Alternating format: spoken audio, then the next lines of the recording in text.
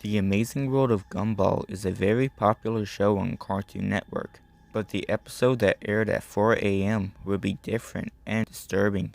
When the show started, the intro was different and the logo looked like a kid done it. The episode started off protagonist Gumball standing alone in a corner.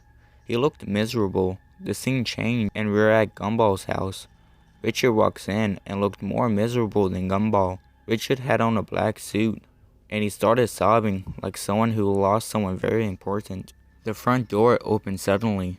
Nicole walks in, Gumball's mother. She had a black dress on, with a black hat. She went to comfort Richard, and his crying became more painful and depressing. The scene changed, and we were back at school.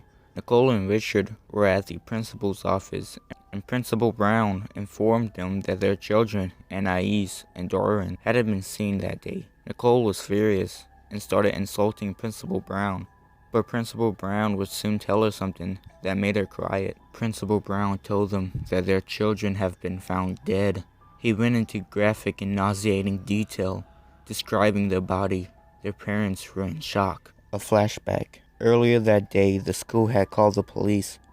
The police checked the school. Then they started to check a heavily wooded area outside. They then discovered Anais' horrible fate. Her head was in a box. It was covered in blood and other liquids. There was a note that was written in blood. The episode didn't state what was written in the note, but it eventually led to her remains and Doran's heavily mutilated corpse. Doran's face was clearly illustrated. He looked like a zombie. His face was pale and his eyes were gouged out. Anais' remains were naked, with her stomach slit open. Her intestines was all over the place, and it was done in a very morbid, a very realistic way. The flashback was over, and we were back in the principal's office. Nicole then asked about Gumball, and the principal was shocked and thought he was home with a stomach bug. But he got on the bus this morning, Richard said. Nicole then screamed and wailed. The police were called again. They found Gumball hanging by a noose in Miss Simeon's class. The episode ended. Why was this fun cartoon that the author looked forward to watching with his little brother something completely different? The author was beginning to think the creator did this as an experiment to test the animation or the sound. The author called his friend, and his friend turned on Cartoon Network, but an old Looney Tunes rerun was playing. The author finally reaches out to the creator, and the creator got back to him saying, "The episode you saw was never supposed to be seen by anyone but me and a few friends of mine.